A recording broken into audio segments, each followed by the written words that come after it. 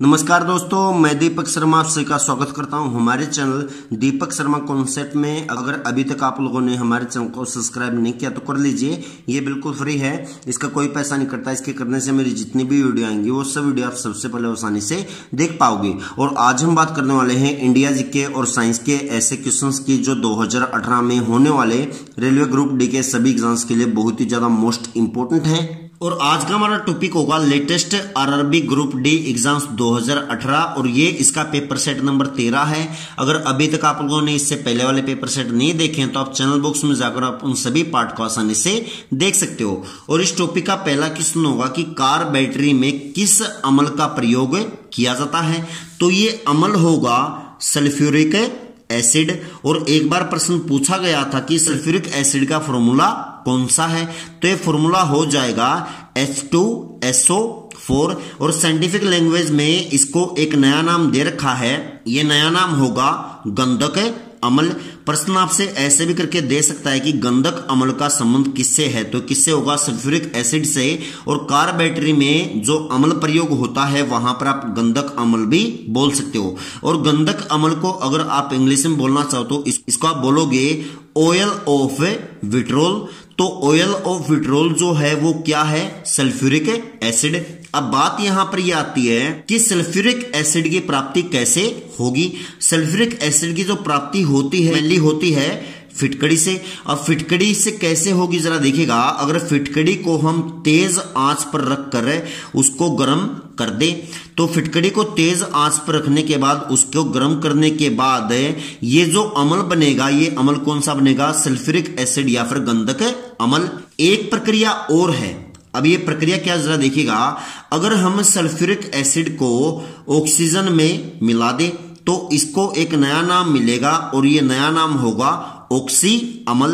तो ऑक्सी अम्ल किसको कहा जाएगा, सल्फ्यूरिक अम्ल को। अब जितने भी खनिज अम्ल हैं, खनिज अम्लों में जो सबसे ज्यादा अम्ल प्रयोग किया जाता है ये अम्ल कौन सा है, सल्फ्यूरिक अम्ल। तो सेकंड क्वेश्चन देखिएगा कि कावेरी जल विवाद किन राज्यों के बीच है।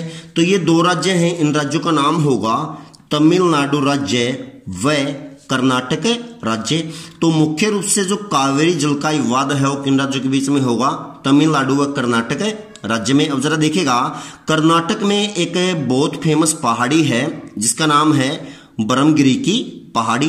तो पहाड़ी कौन सी हो जाएगी, ब्रह्मगिरी की पहाड़ी। और ये मुख्य रूप से कर्नाटक में एक जगह है, इस जगह का नाम होगा कुर्ग। तो कर्नाटक में इस पहाड़ी का नाम क्या है, ब्रह्मगिरी की पहाड़ी। और ये कर्नाटक में कहां पर है, कुर्ग में। तो जो कावेरी नदी है ये कर्नाटक राज्य में ब्रह्मगिरी की पहाड़ियों से निकलती है। और ब्रह्मगिरी की पहाड़ियों से निकलने के बाद ये गिर जाती है कहां पर, बंगाल की खाड़ी में। तो ये प्रश्न बहुत बार पूछा गया है कि अंत में कावेरी नदी कहां पर गिरती है। तो ये गिरेगी कहां पर, बंगाल की खाड़ी में। और निकलेगी कहां से, ब्रह्मगिरी की पहाड़ियों से, जो कहां पर, कर्नाटक के कुर्ग में। अभी हम यहां पर दो नदियों के बारे में बात करने वाले हैं। अब ये दो नदी कौन कौन सी हैं, एक तो होगी कावेरी नदी और दूसरी है गोदावरी नदी। अब इनके ऊपर क्यों बात करने वाले जरा देखेगा। ये दोनों की दोनों जो नदियां हैं ये दक्षिण भारत की सबसे प्रमुख नदियां हैं। अब कैसे, ये जो गोदावरी नदी है ये दक्षिण भारत की सबसे लंबी नदी है। तो सबसे लंबी व सबसे बड़ी नदी कौन सी होगी दक्षिण भारत की, गोदावरी नदी, जिसकी लंबाई है 1465 किलोमीटर। और गोदावरी नदी के बाद दक्षिण भारत की जो सबसे बड़ी व लंबी नदी है उसका नाम क्या होगा, कावेरी नदी। तो ये दक्षिण भारत की दूसरी सबसे बड़ी व लंबी नदी है। इसकी लंबाई हो जाएगी लगभग 800 किलोमीटर। देखिएगा, दक्षिण भारत के लगभग 90% क्षेत्र में जो जल प्रयोग किया जाता है वो कौन सी नदी का होता है, कावेरी नदी का।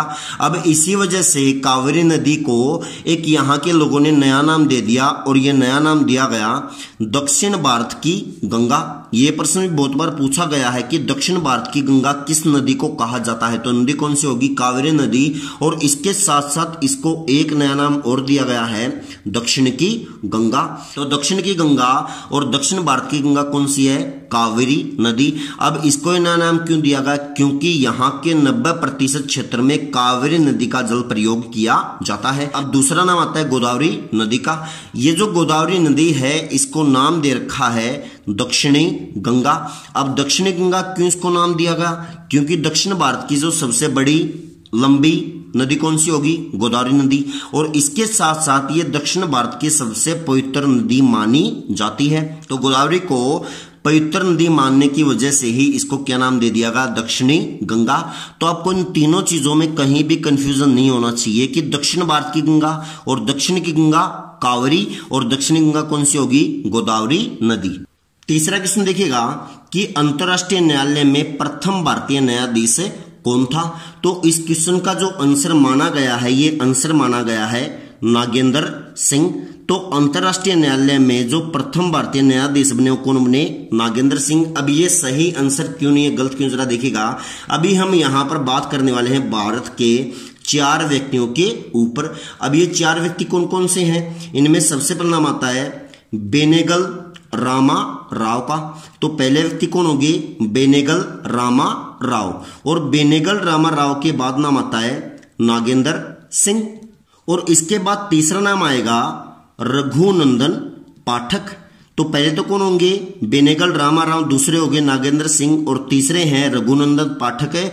और चौथे यहां पर हो जाएंगे दलवीर सिंह भंडारी। मैं दलवीर भंडारी लिख रहा हूं, अगर आप पूरा लिखेगा इनका पूरा नाम है दलवीर सिंह भंडारी। अब ये जो आंसर है ये सही क्यों नहीं है, गलत क्यों है, जरा देखेगा। सबसे पहले अंतरराष्ट्रीय न्यायालय में जो न्यायाधीश बना था प्रथम बार कौन बना था? बेनेगल रामा राव। और ये कब बने थे? 1952 में। मगर ये बने थे अन्य न्यायाधीश। और भारत की तरफ से जो मुख्य न्यायाधीश बना था अंतरराष्ट्रीय न्यायालय में, ये कौन होंगे? नागेंद्र सिंह। नागेंद्र सिंह के बाद जो न्यायाधीश बने वो कौन बने? रघुनंदन पाठक। मगर ये अन्य थे, प्रमुख नहीं थे। उनके बाद बने हैं दलवीर सिंह भंडारी। अब ये जो दलवीर सिंह भंडारी हैं ये 2 बार बन चुके हैं, एक बार पहले बने हैं और अभी हाल ही में अंतरराष्ट्रीय न्यायालय में किस भारतीय न्यायाधीश को चुना गया? तो ये कौन होंगे? दलवीर भंडारी।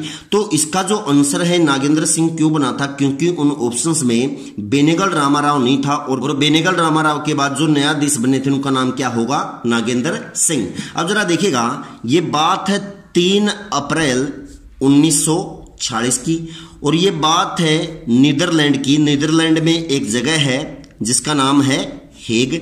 तो 3 अप्रैल 1946 को अंतरराष्ट्रीय न्यायालय की स्थापना की गई। कहां पर? नीदरलैंड। और नीदरलैंड में कहां पर की गई? हेग में। और वर्तमान समय में जो अंतरराष्ट्रीय न्यायालय का जो मुख्यालय है ये भी कहां पर है? नीदरलैंड के हेग में। अब जरा देखिएगा, जो अंतरराष्ट्रीय न्यायालय होता है, अंतरराष्ट्रीय न्यायालय में जो न्यायाधीश चुने जाते हैं ये कितने चुने जाते हैं? 15। और इन 15 न्यायाधीशों का जो कार्यकाल होता है ये कार्यकाल होता है 9 वर्ष का। अब 15 न्यायाधीशों का कार्यकाल कितना होगा? 9 वर्ष का। और प्रत्येक 3 वर्ष के बाद, कितने वर्ष के बाद? 3 वर्ष के बाद अंतरराष्ट्रीय न्यायालय में 5 न्यायाधीश सेवानिवृत्त होते हैं। तो इन सभी बातों का आपको ध्यान रखना है। अगर कल को अंतरराष्ट्रीय न्यायालय पे अगर कोई भी प्रश्न आएगा, इनसे बाहर बिल्कुल भी नहीं आए, इस बात की गारंटी मेरी है। चौथा क्वेश्चन देखिएगा कि हमारे शरीर में आधारी उपाच्य को कौन नियंत्रित करता है? तो इसको नियंत्रित करती है हमारे शरीर की एक ग्रंथि जिसका नाम है ऑटो ग्रंथि। अगर आप इसको इंग्लिश में बोलना चाहो तो इसको बोल सकते हो थायराइड ग्रंथि। तो हमारे शरीर में आधारी उपाच्य को कौन नियंत्रित करता है? तो ये कौन करेगा? ऑटो ग्रंथि या फिर थायराइड ग्रंथि। ये जो ग्रंथि है थायराइड ग्रंथि, ये हमारे शरीर में कहां पर पाई जाती है? ये बात भी आपसे पूछ सकता है कि ऑटो ग्रंथि हमारे शरीर में कहां पर पाई जाती है, कहां पर मिलेगी? गले में। और ये हमारे शरीर की सबसे बड़ी अंतःस्त्रावी ग्रंथि। ये प्रश्न एक बार पूछा गया था कि हमारे शरीर की सबसे बड़ी अंतःस्त्रावी ग्रंथि कौन सी होगी? तो आपका आंसर क्या होगा? ऑटो ग्रंथि या फिर थायराइड ग्रंथि, जो हमारे शरीर में कहां पर पाई जाती है? गले में। और इस ग्रंथि की जो लंबाई है ये लंबाई हो जाएगी लगभग 4 से 6 सेंटीमीटर। 5वां क्वेश्चन देखिएगा कि इक्तादारी व्यवस्था की शुरुआत किसके द्वारा की गई? तो जो ये व्यवस्था शुरू की गई थी दिल्ली सल्तनत में और इसकी शुरुआत की गई थी इल्तुतमिश के द्वारा। तो दिल्ली सल्तनत में इक्तादारी प्रथा या फिर इक्तादारी व्यवस्था की शुरुआत किसके द्वारा की गई? इल्तुतमिश के द्वारा। जरा देखिएगा, ये बात है लगभग 1211 ईस्वी की।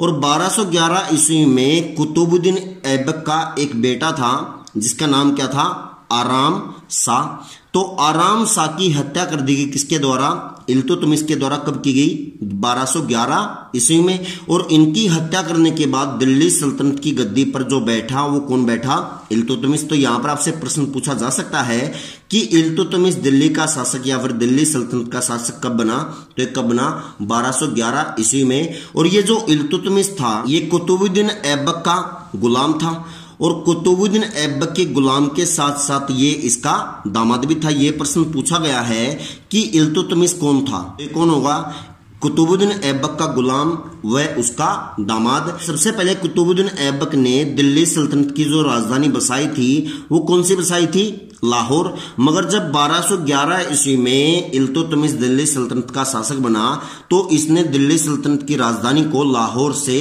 स्थानांतरित कर दिया, कहां पर, दिल्ली में। तो दिल्ली सल्तनत की जो राजधानी बनाएगी दिल्ली, वो किसके द्वारा बनाएगी, इल्तुतमिश के द्वारा। और कब बनाएगी, 1211 ईस्वी में। अब ये जो इल्तुतमिश है ये दिल्ली सल्तनत का पहला शासक था जो खलीफा से सुल्तान की उपाधि लेकर आया। तो खलीफा से सुल्तान की उपाधि लाने वाला दिल्ली सल्तनत का प्रथम शासक कौन होगा, इल्तुतमिश। और आप सब जानते हैं कि दिल्ली सल्तनत की जो प्रथम महिला शासक बनी थी वो कौन थी, रजिया सुल्तान। और ये रजिया सुल्तान जो बनी थी वो किनके बाद बनी थी, इल्तुतमिश के बाद। अब ये इल्तुतमिश के बाद क्यों बनी, क्योंकि रजिया सुल्तान इल्तुतमिश की बेटी थी।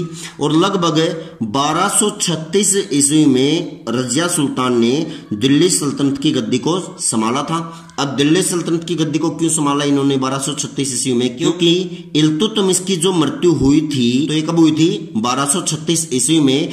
तो इल्तुतमिश दिल्ली सल्तनत की गद्दी पर कब तक रहा, 1211 ईस्वी से लेके 1236 ईस्वी तक। छठा क्वेश्चन देखिएगा कि बिजली के बल्ब का फिलामेंट किसका बना होता है। तो बिजली का जो फिलामेंट है बना होता है टंगस्टन का। तो टंगस्टन के द्वारा क्या बनाया जाता है, बिजली के बल्ब का फिलामेंट। अब जरा देखिएगा ये बात है लगभग 1878 ईस्वी की। सबसे पहले थॉमस अल्वा एडिसन के द्वारा 1878 ईस्वी में बिजली के बल्ब की खोज की गई थी। तो ये प्रश्न पूछा गया था कि बिजली के बल्ब की खोज किसके द्वारा की गई, तो ये वैज्ञानिक कौन होंगे, थॉमस अल्वा एडिसन। और ये भी बात पूछी जा सकती है कि इनके द्वारा बिजली के बल्ब की खोज कब की गई, तो ये कब की गई, 1878 में। अब कहीं पर भी बिजली के बल्ब का तो प्रयोग नहीं होता। अब इनकी जगह तो क्या आ चुके हैं, सीएफएल आ चुके हैं। और सीएफएल के बाद क्या आ गई, एलईडी आ गई। अब देखा जाए तो वर्तमान समय में हर जगह पर सीएफएल और एलईडी का प्रयोग किया जाता है। तो इनके बारे में हम जानेंगे कि इनमें क्या क्या होता है। तो सीएफएल और एलईडी के बारे में तो आप सब जान लीजिए, दोनों का मतलब क्या होता है। तो सीएफएल का जो मतलब होता है, इसका मतलब होता है कॉम्पैक्ट फ्लोरोसेंट लैंप। तो सीएफएल की जो फुल फॉर्म है वो क्या होगी, कॉम्पैक्ट फ्लोरोसेंट लैंप। उसके बाद है एलईडी। एलईडी का पूर्ण नाम हो गया, फुल फॉर्म होगी लाइट एमिटिंग डायोड। तो एलईडी का जो पूरा नाम है वो नाम क्या होगा, लाइट एमिटिंग डायोड। और एक बार प्रश्न पूछा गया था कि बिजली के बल्ब में कौन सी गैस का प्रयोग किया जाता है, तो ये गैस होगी ऑर्गन गैस। तो बिजली के बल्ब में कौन सी गैस का प्रयोग किया जाता है, तो गैस कौन सी है, ऑर्गन गैस है। अब सीएफएल और एलईडी में भी किसी न किसी गैस का प्रयोग किया जाता है। तो अभी हम जानेंगे सबसे पहले कि सीएफएल में किन किन तत्वों का प्रयोग होता है। तो अब सीएफएल में मुख्य रूप से दो तत्व पाए जाते हैं, ये कौन कौन से हैं, एक तो हो जाएगा पारा, और पारे के साथ इसमें पाई जाती है ऑर्गन गैस। तो सीएफएल में पाया जाता है पारा, और पारे के साथ कौन सी गैस मिलेगी, ऑर्गन गैस। तो ऑर्गन गैस बल्ब में ही प्रयोग की जाती है और सीएफएल के अंदर भी। अब बची कौन सी, एलईडी। एलईडी में मुख्य रूप से एक धातु का प्रयोग किया जाता है। तो ये धातु कौन सी हो जाएगी, निकेल धातु। तो आपको इन सभी बातों का ध्यान रखना है, आपसे कहीं से प्रश्न पूछा जा सकता है। सातवां क्वेश्चन देखिएगा, वास्को डी गामा सर्वप्रथम कहां पहुंचा था। तो सबसे पहले बात है 20 मई 1498 की। तो 20 मई 1498 को सर्वप्रथम भारत में वास्को डी गामा पहुंचा। और ये वास्को डी गामा पहुंचा था केरल में। अब केरल में कहां पर, केरल में पहुंचा था ये कालीकट के तट पर। तो सर्वप्रथम वास्को डी गामा कहां पर पहुंचा, केरल के कालीकट तट पर। और जब ये पहुंचा था तो उस समय वहां का राजा था राजा जमोरिन। ये प्रश्न पूछा गया है कि जब वास्को डी गामा भारत में पहुंचा तो उस समय केरल का राजा कौन था, तो ये कौन होगा, राजा जमोरिन। अभी तक आप लोगों ने बस इतना पढ़ा है कि वास्को डी गामा सर्वप्रथम भारत में कब आया, मगर वास्को डी गामा 1498 में आने के बाद वापस पुर्तगाल चला गया था और पुर्तगाल जाने के बाद ये वापस दूसरी बार इंडिया में आया। अब ये जो दूसरी बार इंडिया में आया था ये सबसे महत्वपूर्ण हमारे लिए बात है। अभी तक तो इतनी सी पूछी गई कि प्रथम बार कब आया, मगर क्या पता आगे ये पूछ ले आपसे कि दूसरी बार वास्को डी गामा भारत में कब आया। तो ये आया था अक्टूबर 1502 ईस्वी में। तो वास्को डी गामा दूसरी बार भारत कब आया, अक्टूबर 1502 ईस्वी में।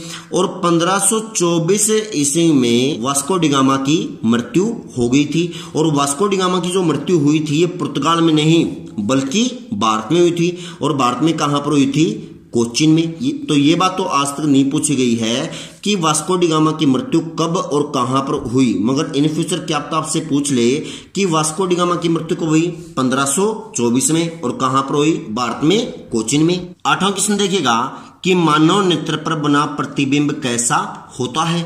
तो जब मानव नेत्र पर यह प्रतिबिंब बनेगा ये होगा वास्तविक, और वास्तविक के साथ साथ ये उल्टा प्रतिबिंब भी होता है। तो मानव नेत्र पर जब प्रतिबिंब बनेगा तो कैसा होगा, वास्तविक के साथ साथ उल्टा। अब जरा देखिएगा जो मानव शरीर का ये पार्ट है नेत्र, ये बहुत ज्यादा पावरफुल है। ये इतना पावरफुल है कि ये लगभग 1 करोड़ रंगों को पहचान सकता है। सिविल सर्विसेज के एग्जाम में एक बार पूछा गया था कि मानव नेत्र कितने रंगों को पहचान सकता है, तो कितने रंगों को पहचानेगा, 1 करोड़ रंगों को। मानव नेत्र का एक पार्ट है और इस पार्ट का नाम होगा कॉर्निया।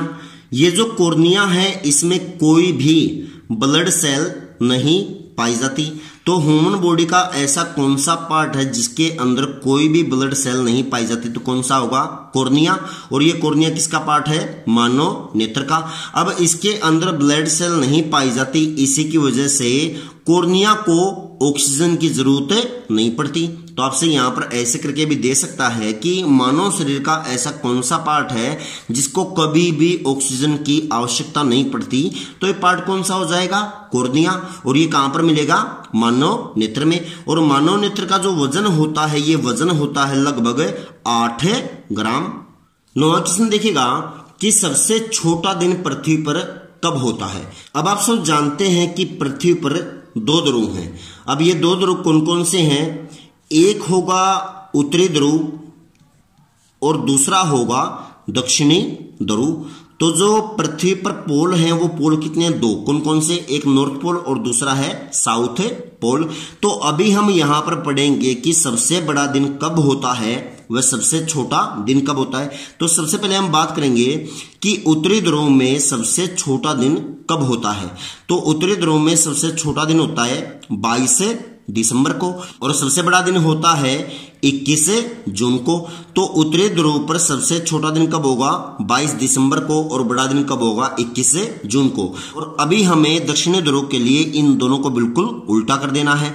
अब ये उल्टा कैसे करेंगे, देखिएगा सबसे पहले तो आएगा दक्षिणी ध्रुव पर सबसे छोटा दिन और उसके बाद आएगा दक्षिणी ध्रुव पर सबसे बड़ा दिन। अब उत्तरी ध्रुव में सबसे बड़ा दिन कब होगा, 21 जून को। तो यहां पर हम बिल्कुल उल्टा कर देंगे। अगर उत्तरी ध्रुव का सबसे बड़ा दिन 21 जून है तो दक्षिणी ध्रुव का सबसे छोटा दिन कौन सा हो जाएगा, 21 जून। ओके। और जो उत्तरी ध्रुव में सबसे छोटा दिन है 22 दिसंबर, वो दक्षिणी ध्रुव में सबसे बड़ा दिन हो जाएगा। तो दक्षिणी ध्रुव में सबसे बड़ा दिन कब होगा, 22 दिसंबर को। तो इन चीजों को आपको अच्छी तरह से ध्यान रखना है। अगर आपको फिर भी कहीं डाउट आती है तो हम डिस्क्रिप्शन में अपना कॉन्टेक्ट नंबर दे दिया है, आप किसी भी समय मुझसे संपर्क कर सकते हो। 10वां क्वेश्चन देखिएगा कि पृथ्वी पर कुल जल में मीठे पानी का भंडार कितना है। सबसे पहले तो आप जान लीजिए कि जो हमारी पृथ्वी है, पृथ्वी का लगभग 3/4 भाग, अब ये 3/4 वैसे तो 75% बनेगा, पृथ्वी के लगभग 71% भाग पर जल पाया जाता है। अगर पृथ्वी के इस टोटली जल को मैं मान लेता हूं 100%, तो इन 100% में से लगभग 97.5%, कितना, 97.5% ये जो जल पाया जाता है कहां पर पाया जाता है, महासागरों के अंदर। और महासागर का जो जल होता है कैसा होता है, खारा। अब 100 में से 97% जल कहां पर हो गया? महासागरों में। और ये कैसा होगा? खारा। अब बचा कितना इनमें से? इनमें से बचा लगभग 2.5%। तो पृथ्वी पर कुल जल में जो मीठा पानी का भंडार है वो कितना है? 2.5%। या फिर आप इसको बोल सकते हो पृथ्वी पर स्वच्छ जल कितना पाया जाता है, या फिर आप इसको बोल सकते हो पृथ्वी पर मीठा जल कितने प्रतिशत पाया जाता है, तो कितना होगा? लगभग 2.5%। 11वां क्वेश्चन देखिएगा कि बायोगैस में मुख्यतः क्या होता है। तो बायोगैस में एक गैस पाई जाती है, इसका नाम होगा मीथेन गैस। तो बायोगैस और मीथेन गैस दोनों एक हैं, या बोल दीजिए मीथेन गैस या फिर बोल दीजिए बायोगैस। तो बायोगैस में मुख्यतः कौन सी गैस पाई जाएगी? मीथेन गैस है। और मीथेन गैस का जो फॉर्मूला है ये फॉर्मूला हो जाएगा CH4। अब जरा देखिएगा, ये बात है लगभग 1778 ईस्वी की। 1778 ईस्वी में एक वैज्ञानिक आए जिनका नाम था वोल्टा। तो सबसे पहले 1778 ईस्वी में वोल्टा नामक वैज्ञानिक ने मीथेन गैस की खोज की थी। अब बात यहां पर यह आती है कि मीथेन गैस की प्राप्ति कैसे हो सकती है। तो एक धातु है जिसका नाम है एल्यूमिनियम कार्बाइड। मैं शॉर्ट फॉर्म में लिख रहा हूं, अगर आप पूरा लिखिएगा ये धातु कौन सी होगी? Aluminium carbide. अगर हम एल्यूमिनियम कार्बाइड को जल के साथ गर्म कर दें, किसके साथ है? जल के साथ, तो यहां पर एक नई गैस की प्राप्ति होगी। और ये गैस कौन सी होगी? मीथेन गैस या फिर CH4। तो आपसे यहां पर प्रश्न पूछा जा सकता है कि मीथेन गैस की प्राप्ति कब होगी। तो ये कब होगी? एल्यूमिनियम कार्बाइड के साथ अगर जल को गर्म कर दिया जाए तो गैस कौन सी प्राप्त होगी? Methane gas. अभी मीथेन गैस के ऊपर कई सारी बातें और हैं, सभी बातों के ऊपर अभी हम बात करेंगे। देखिएगा, सबसे पहले तो आप जान लीजिए जो मीथेन गैस होती है ये बहुत ही ज्यादा हल्की होती है। और ये इतनी हल्की होती है, इसका वजन वायु से भी कम है। तो वायु से कौन सी गैस हल्की है?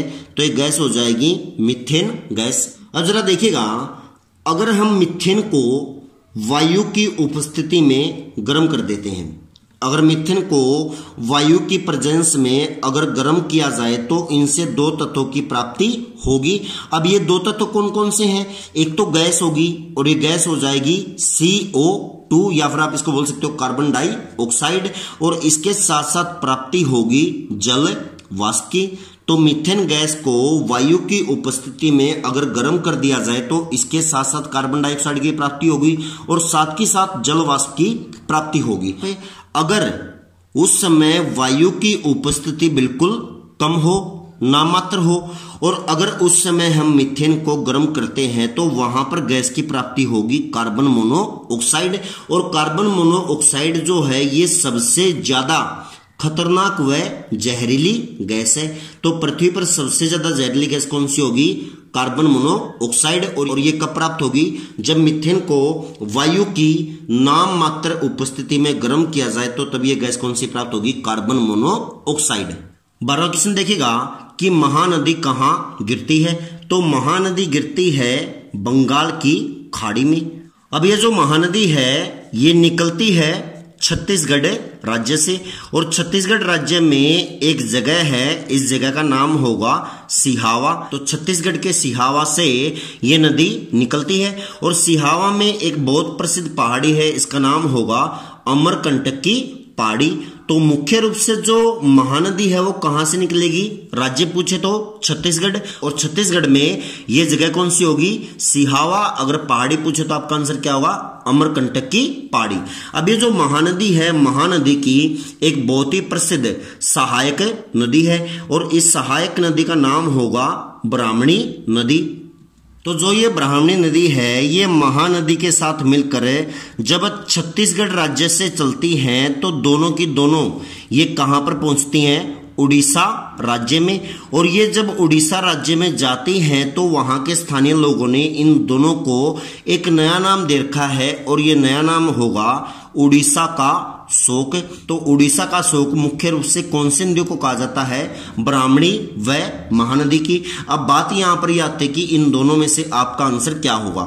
अभी तक केवल पूछा गया है महानदी के ऊपर ये, और यही आपका आंसर है कि उड़ीसा का शोक कौन सी नदी है? महानदी। मगर क्या पता इन फ्यूचर आपको ऑप्शंस में दे दे ब्राह्मणी और ऑप्शंस में महानदी ना हो तो आपका आंसर क्या होगा? ब्राह्मणी नदी।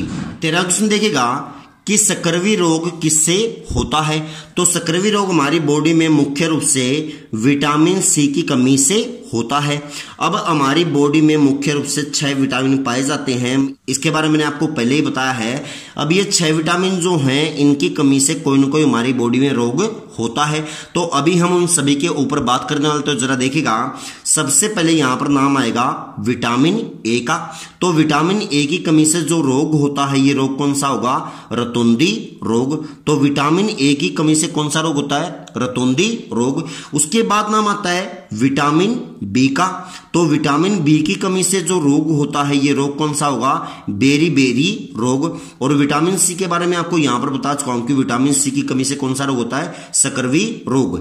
उसके बाद यहां पर नाम आएगा विटामिन डी का। तो विटामिन डी की कमी से जो हमारी बॉडी में रोग होता है, वो रोग हैं 2।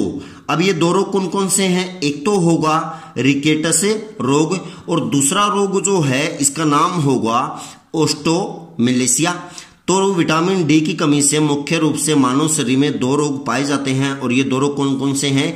एक है रिकेटस और दूसरा है ओस्टोमेलेसिया। इसके बाद जो विटामिन आएगा ये होगा विटामिन ई। विटामिन ई की कमी से मेनली ये जो रोग होता है, ये रोग होता महिलाओं में, और ये रोग होगा बांझपन। तो कौन से विटामिन की कमी से महिलाओं में बांझपन रोग होता है? तो ये विटामिन कौन सा होगा? Vitamin E. उसके बाद अंतिम विटामिन आएगा विटामिन के। विटामिन के की कमी से जो रोग होता है, ये रोग होगा रक्त का थक्का न बनना। ये प्रश्न तो बहुत बार पूछा गया है कि रक्त का थक्का न बनना किसकी वजह से होता है या फिर किसकी कमी से होता है? तो ये कमी होगी विटामिन के। अभी मैंने आपको यहां पर बताया कि मानव शरीर में 6 विटामिन पाए जाते हैं, मगर ऐसा बिल्कुल भी नहीं है। जो विटामिन बी है, विटामिन बी के 7 पार्ट और हैं। विटामिन बी के ये पार्ट कितने हैं? 7। अब ये 7 पार्ट कौन कौन से जरा देखिएगा। सबसे पहले इनमें नाम आता है विटामिन B2 का। अगर विटामिन B2 ये है तो विटामिन B1 होगा ये वाला। तो विटामिन B1 की कमी से कौन सा रोग होता है? बेरी, या फिर आप इसको बोल सकते हैं विटामिन बी की कमी से बेरी रोग होता है। उसके बाद आता है विटामिन B2। विटामिन B2 की कमी से होता है त्वचा का कटना। तो जब मानव शरीर की त्वचा कटने लग जाती है तो किसकी कमी से कटती है? विटामिन B2 की कमी से। और इसकी कमी से एक बीमारी और होती है, और ये बीमारी होगी आंखों का लाल होना। तो जो आंखें लाल होती हैं किसकी कमी से होती है? विटामिन B2 की कमी से। उसके बाद आएगा विटामिन B3। विटामिन B3 की कमी से होता है पेलाग्रा रोग। उसके बाद आता है विटामिन B5। तो विटामिन B5 की कमी से जो रोग होगा, ये रोग है बालों का सफेद होना। तो बाल जो सफेद होते हैं किसकी कमी से होते हैं? विटामिन B5 की कमी से। उसके बाद आएगा विटामिन B6। तो विटामिन B6 की कमी से रोग होता है एनीमिया, या फिर आप बोल सकते हो विटामिन B6 की कमी कब होती है? जब हमारे शरीर में लोहे की कमी होती है। लोहे की कमी से मेनली कौन सा रोग होता है? एनीमिया रोग। उसके बाद आएगा विटामिन B7। तो विटामिन B7 की कमी से मानव शरीर में लकवा या फिर पैरालाइसिस होता है। विटामिन B7 के बाद आएगा विटामिन B11। तो विटामिन B कमी से मानव शरीर में 25 रोग होता है। अब बचा अंतिम विटामिन B12। तो विटामिन B12 की कमी से पांडु रोग होता है। तो पांडु रोग हमारे शरीर में किसकी कमी से होता है? विटामिन B12 की कमी से। अगर आपको कल से किसी भी एग्जाम में पूछा जाता है कि कौन से विटामिन की कमी से कौन सा रोग होता है, तो इनमें से प्रश्न आपका बिल्कुल भी बाहर नहीं आएगा। 14वां क्वेश्चन देखिएगा कि सूर्य ग्रहण कब होता है? तो सूर्य ग्रहण जब होगा जब सूर्य और पृथ्वी के बीच क्या आ जाएगा? चंद्रमा। तो यहां पर हम मान लेते हैं सूर्य को सन, और यहां पर मान लेते हैं हम चंद्रमा को मून, और यहां पर मान लेते हैं हम पृथ्वी को अर्थ। तो जब चंद्रमा सूर्य और पृथ्वी के बीच में आएगा तो ये क्या कहलाएगा? सूर्य ग्रहण। अब सूर्य ग्रहण के साथ साथ चंद्र ग्रहण भी होता है। अब चंद्र ग्रहण कब होगा? जब सूर्य और चंद्रमा के बीच कौन आ जाएगा? पृथ्वी। तो यहां पर हम मान लेते हैं सबसे पहले सूर्य को, उसके बाद हम मानते हैं पृथ्वी को, और इसके बाद हम मान लेते हैं चंद्रमा को। तो चंद्र ग्रहण कब होगा? जब सूर्य और चंद्रमा के बीच पृथ्वी आ जाएगी। और सूर्य ग्रहण कब होगा? जब सूर्य और पृथ्वी के बीच चंद्रमा आ जाएगा। अब यहां पर हम बहुत सारी बातें करने वाले हैं, तो जरा देखिएगा। सबसे पहले यहां पर बात आती है, अगर कभी भी सूर्य ग्रहण होता है तो सूर्य ग्रहण के समय जो पृथ्वी की घूर्णन गति है, तो पृथ्वी की घूर्णन गति में हमेशा कमी आती है। तो पृथ्वी की जो घूर्णन गति है वो कम कब होगी? जब सूर्य ग्रहण होगा। और इसके साथ साथ आप एक बात और जान लीजिए कि जब सूर्य ग्रहण होता है तो उस समय सूर्य का तापमान हमेशा कम होता है। तो सूर्य ग्रहण के समय सूर्य का तापमान कैसा होगा? कम होगा।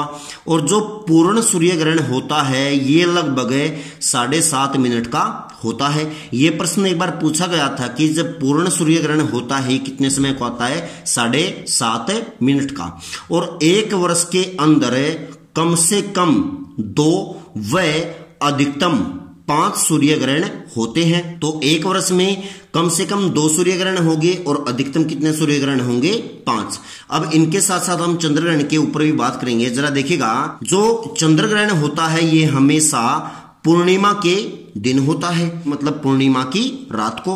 और एक साल में अधिकतम 3 बार चंद्र ग्रहण होता है। तो एक वर्ष में सूर्य ग्रहण अधिकतम कितनी बार होता है? 5 बार। और चंद्र ग्रहण कितनी बार होगा? 3 बार। 15 क्वेश्चन देखिएगा कि रेबीज के इलाज की खोज किसने की थी? तो ये बात है सबसे पहले लगभग 1885 की। 1885 में एक वैज्ञानिक आए जिनका नाम था लुई पाश्चर। तो सबसे पहले रेबीज के इलाज की या फिर रेबीज के टीके की जो खोज की गई थी वो किसके द्वारा की गई थी? लुई पाश्चर के द्वारा। और ये कब की गई? 1885 में। ये जो रेबीज रोग है ये होता है कुत्ते के काटने से। और कुत्ता भी कौन सा होगा? पागल कुत्ता। तो पागल कुत्ते के काटने से रेबीज रोग होता है। और यह संक्रमण होता है विषाणु के द्वारा। तो आपसे यहां पर प्रश्न ऐसे ही पूछ सकता है कि रेबीज रोग जो होता है ये किसकी वजह से होता है? पागल कुत्ते के काटने पर विषाणु या फिर वायरस के द्वारा। 16 क्वेश्चन देखिएगा कि जल की कठोरता किसकी उपस्थिति के कारण होती है? मेनली जल के अंदर 2 प्रकार की कठोरताएं पाई जाती हैं। अब ये 2 प्रकार की कठोरताएं कौन कौन सी? इनमें सबसे पहला नाम आता है स्थायी कठोरता का। तो पहली कठोरता कौन सी होगी? स्थायी, परमानेंट। और दूसरी कठोरता होगी अस्थायी या फिर टेम्परेरी। तो जल के अंदर 2 प्रकार की कठोरताएं पाई जाती हैं। कौन कौन सी हैं? एक है स्थायी और दूसरी है अस्थायी। अब बात यहां पर यह आती है कि कठोरताएं कैसे होती हैं। तो सबसे पहले हम बात करेंगे कि जल के अंदर स्थायी कठोरता होने का क्या कारण है। जब जल के अंदर कैल्शियम और मैग्नीशियम के सल्फेट की मात्रा ज्यादा हो जाए, तो कैल्शियम और मैग्नीशियम के सल्फेट की ज्यादा मात्रा होने की वजह से जल के अंदर स्थायी कठोरता होती है। और बची कौन सी? अस्थायी कठोरता। अगर जल के अंदर कैल्शियम और मैग्नीशियम के बाइकार्बोनेट की मात्रा ज्यादा हो जाए तो उसकी वजह से जल के अंदर अस्थायी कठोरता हो जाएगी। तो स्थायी कठोरता कब होगी? जब जल के अंदर कैल्शियम और मैग्नीशियम के सल्फेट की मात्रा ज्यादा हो जाए तो तब होगी स्थायी कठोरता। और अस्थायी कठोरता कब होगी? जब कैल्शियम और मैग्नीशियम के बाइकार्बोनेट की ज्यादा मात्रा पानी के अंदर हो जाए तो तब कौन सी कठोरता होगी? अस्थायी कठोरता। अब बात यहां पर यह आती कि इन कठोरताओं को कैसे दूर किया जा सकता है। तो सबसे पहले तो हम जानेंगे कि जल की स्थायी कठोरता को कैसे दूर किया जा सकता है। इसको दूर करने की 2 विधियां हैं। अब ये 2 विधि कौन कौन सी हैं? पहली विधि तो ये है कि अगर स्थायी कठोरता वाले जल को उबाल दिया जाए तो उसके बाद जल की स्थायी कठोरता दूर हो जाएगी। अगर हम उस जल को उबाल नहीं सकते तो उस जल के अंदर हमें दूधिया चूना या फिर बुझा हुआ चूना डाल देंगे तो वो स्थायी कठोरता बिल्कुल दूर हो जाएगी। तो स्थायी कठोरता को दूर किया जा सकता है पानी को उबालकर या फिर पानी में दूधिया चूना या फिर बुझा हुआ चूना डालकर। अब बचा कौन सा? अस्थायी कठोरता। तो अस्थायी कठोरता को दूर करने के लिए मेनली सोडियम कार्बोनेट का प्रयोग किया जाता है। तो मेनली अस्थायी कठोरता को दूर करने के लिए किसका प्रयोग करेंगे? सोडियम कार्बोनेट का। और सोडियम कार्बोनेट एक ऐसा तत्व है जिसके द्वारा स्थायी और अस्थायी कठोरता दोनों को दूर किया जा सकता है। और आपसे यहाँ पर ऐसे करके प्रश्न पूछा जा सकता है कि ऐसा कौन सा तत्व है जिसके द्वारा स्थायी व अस्थायी कठोरता को दूर किया जा सकता है। तो ये तत्व कौन सा हो जाएगा? Sodium carbonate. 17वां क्वेश्चन देखिएगा, मौलिक कर्तव्यों का प्रावधान किस देश के संविधान से लिया गया है? तो सबसे पहले बात है 1976 की। 1976 में हमारे भारतीय संविधान में एक संशोधन किया गया। यह संशोधन था 42वां संशोधन। तो 42वें संविधान संशोधन के द्वारा हमारे संविधान में मौलिक कर्तव्यों को जोड़ा गया था, और यह जोड़ा गया था सरदार स्वर्ण सिंह समिति की सिफारिश पर। सरदार स्वर्ण सिंह समिति की सिफारिश पर भारतीय संविधान में 42वें संविधान संशोधन के द्वारा 1976 में मौलिक कर्तव्यों को रूस के संविधान से भारतीय संविधान में जोड़ दिया गया। तो मौलिक कर्तव्यों का जो प्रावधान लिया गया है, ये कहां से लिया गया है? रूस के संविधान में। और वर्तमान समय में भारतीय संविधान में जो मौलिक कर्तव्य हैं उनकी संख्या कितनी है? 11। परंतु जब भारतीय संविधान को लागू किया गया 26 जनवरी 1950 को, उस समय भारतीय संविधान में मौलिक कर्तव्यों की संख्या कितनी थी? 10 है। अब ये जो मौलिक कर्तव्य हैं ये 10 से 11 कब हुए और कैसे हुए, जरा देखिएगा। 2002 में भारतीय संविधान में एक संविधान संशोधन किया गया। संविधान संशोधन किया गया था 86वां संविधान संशोधन। तो 86वें संविधान संशोधन के द्वारा 2002 में 11वें मौलिक कर्तव्य को भारतीय संविधान में जोड़ा गया। अगर मौलिक कर्तव्य के ऊपर कोई भी प्रश्न आता है तो इनसे बिल्कुल भी बाहर नहीं आएगा, इस चीज की गारंटी मेरी है। 18वां क्वेश्चन देखिएगा कि क्षेत्रफल कौन सी एक राशि है? तो मेनली विज्ञान में 2 प्रकार की राशियां पाई जाती हैं, या फिर आप इनको बोल सकते हो क्वांटिटी। अब ये 2 क्वांटिटी कौन सी हैं, जरा देखिएगा। इनमें सबसे पहला नाम आता है अदिश राशि का, या फिर अगर आप इनको इंग्लिश में बोलना चाहो तो आप इनको बोल सकते हो स्केलर क्वांटिटी। तो पहली राशि कौन सी होगी? अदिश या फिर स्केलर क्वांटिटी। दूसरी जो राशि होगी ये राशि हो जाएगी सदिश राशि या फिर वेक्टर क्वांटिटी। तो अभी हम इन दोनों के बारे में जानेंगे कि ये राशियां कैसे होती हैं। देखिएगा, अगर कोई भी राशि होती है तो उसमें चाहे तो मिलेगा परिमाण या फिर मिलेगी दिशा। और अभी हम किसके ऊपर बात करने वाले हैं? अदिश राशि के ऊपर। तो अदिश एक ऐसी राशि है जिसके अंदर परिमाण तो मिलता है परंतु इसके अंदर दिशा नहीं होती। तो ऐसी कौन सी राशि है जिसके अंदर परिमाण होता है परंतु दिशा नहीं होती? तो ये राशि कौन सी हो जाएगी? अदिश राशि। अब बची कौन सी? सदिश राशि या फिर वेक्टर क्वांटिटी। तो ये एक ऐसी राशि है जिसके अंदर परिमाण के साथ साथ दिशा भी पाई जाती है। तो परिमाण और दिशा कौन सी राशि में पाई जाती है? सदिश राशि में। अभी हम जानेंगे कि ये राशियां कौन कौन सी हैं। तो जो अदिश राशि है तो इसमें आता है समय, समय के साथ साथ आएगा कार्य, और इसके बाद आएगा चाल, फिर आएगा विद्युत धारा, और विद्युत धारा के साथ साथ 2 राशियां और आएंगी। एक हो जाएगी दाब और दूसरी हो जाएगी ताप। तो जिस तरह यहां पर आपसे पूछा गया है कि क्षेत्रफल कौन सी एक राशि है, तो उसी तरह आपसे पूछा जा सकता है कि समय, कार्य, चाल, विद्युत धारा, दाब या फिर ताप कौन सी ये राशियां हैं। तो राशि कौन सी होंगी? अदिश राशि। और जो ये क्षेत्रफल है ये भी किस में आएगा? अदिश राशि में। तो अदिश राशि में कौन कौन सी राशियां आएंगी? सबसे पहले समय, कार्य, चाल, विद्युत धारा, दाब, उसके बाद ताप, और अंतिम कौन सा है? क्षेत्रफल। अब बचा कौन सा? सदिश राशि। तो सदिश कौन सी राशि होती है? जिनमें परिमाण और दिशा दोनों होती हैं। तो इनमें सबसे पहले आएगा संवेग, संवेग के बाद आएगा वेग या फिर वेलोसिटी आप इसको बोल सकते हो। उसके बाद आएगा विस्थापन, और विस्थापन के साथ साथ और आएंगे, एक आएगा बल, और अंतिम बचा त्वरण। तो अगर सदिश और अदिश राशि पे कोई भी बात पूछी जाती है तो इनसे बाहर बिल्कुल भी नहीं आएगी। 19वां क्वेश्चन देखिए कि सौरमंडल का सबसे बड़ा ग्रह कौन सा है? तो सबसे पहले तो आप जान लीजिए सौरमंडल में 8 ग्रह पाए जाते हैं। अभी हम इन 8 ग्रहों को 2 पार्ट में डिवाइड करेंगे। अब जरा देखिए कैसे। सबसे पहले हम जानेंगे आकार के अनुसार कौन कौन से बड़े और कौन कौन से छोटे ग्रह हैं। और दूसरी टाइप होगी यहां पर सूर्य से दूरी, तो अभी हम इन दोनों के ऊपर बात करने वाले हैं। तो कौन से ग्रह की सूर्य से दूर कितने नंबर पर है? तो सबसे पहले तो हम जान लेते हैं आकार के अनुसार सौरमंडल के ग्रह। इनमें सबसे पहले नाम आता है बृहस्पति ग्रह का। तो सौरमंडल का जो सबसे बड़ा ग्रह है वो कौन सा है? बृहस्पति। बृहस्पति के बाद आएगा शनि ग्रह। तो सौरमंडल का दूसरा सबसे बड़ा ग्रह कौन सा है? शनि। शनि के बाद आएगा अरुण। अरुण के बाद आएगा वरुण। उसके बाद आएगा पृथ्वी। पृथ्वी के बाद आएगा शुक्र और शुक्र के बाद आएगा मंगल और मंगल के बाद आएगा बुध ग्रह। तो ब्रह्मांड का जो सबसे बड़ा ग्रह है वो कौन सा हो जाएगा? बृहस्पति। और ब्रह्मांड का सबसे छोटा ग्रह कौन सा हो जाएगा? बुध। और आपसे यहां पर ऐसे करके भी दे सकता है कि ब्रह्मांड का पहला बड़ा ग्रह कौन सा होगा? बृहस्पति। दूसरा बड़ा ग्रह कौन सा होगा? शनि। तीसरा बड़ा होगा अरुण। चौथा बड़ा होगा वरुण। पांचवा बड़ा होगा पृथ्वी। छठा बड़ा होगा शुक्र। सातवां बड़ा होगा मंगल। और अंतिम आठवां बड़ा कौन सा होगा? सबसे छोटा बुध ग्रह।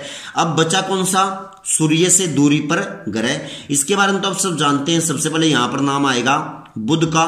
सूर्य के सबसे निकट कौन है? बुध। उसके बाद आएगा शुक्र। दूसरा निकट कौन सा है? शुक्र। इसके बाद आएगा पृथ्वी। पृथ्वी के बाद आएगा मंगल। मंगल के बाद आएगा बृहस्पति ग्रह। बृहस्पति के बाद आएगा शनि। और शनि के बाद आएगा अरुण। और अंतिम ग्रह कौन सा बचा? वरुण। तो सूर्य के सबसे निकट ग्रह कौन सा है? बुध। और सबसे लास्ट में सबसे अंतिम ग्रह कौन सा हो जाएगा? वरुण। और इनकी नंबरिंग भी आप ध्यान रखिएगा। पहले पे बुध होगा, दूसरे पे शुक्र, तीसरे पे पृथ्वी, चौथे पे हो जाएगा मंगल, पांचवे पे हो जाएगा बृहस्पति, छठे पे हो जाएगा शनि, सातवें पे हो जाएगा अरुण और अंतिम में आठवें स्थान पर कौन सा होगा? वरुण ग्रह। 20वां क्वेश्चन देखिएगा कि भारत अभियान के समय महमूद गजनवी के साथ आने वाला इतिहासकार कौन था?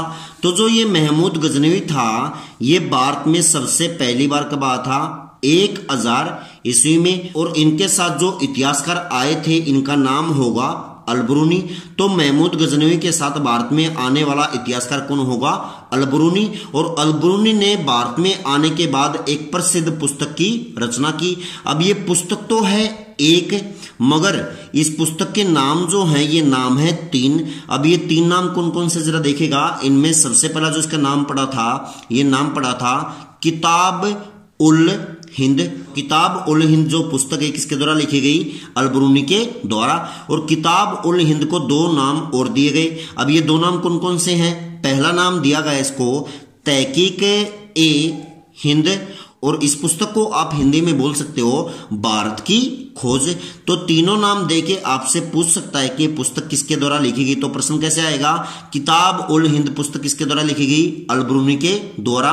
तहकीक ए हिंद पुस्तक किसके द्वारा लिखी गई? अलबरूनी के द्वारा। और भारत की खोज नामक पुस्तक किसके द्वारा लिखी गई? तो ये व्यक्ति कौन होंगे? इतिहासकार कौन होंगे? अलबरूनी, जो किसके साथ आए थे? महमूद गजनवी के साथ। तो दोस्तों ये था आज का इंडिया जीके और साइंस का टॉपिक। मुझे पूरा विश्वास है कि आपको मेरी वीडियो पसंद आई होगी। अगर आप मुझे सपोर्ट करना चाहते हैं तो जितना हो सके इस वीडियो को शेयर करें। इसके करने से मुझे मोटिवेशन मिलेगा और अगली बार मैं आप लोगों के लिए इससे भी अच्छी वीडियो लेकर आऊंगा। तो चलिए दोस्तों हम मिलते हैं नेक्स्ट वीडियो में। तब तक के लिए जय हिंद, जय भारत, जय हरियाणा।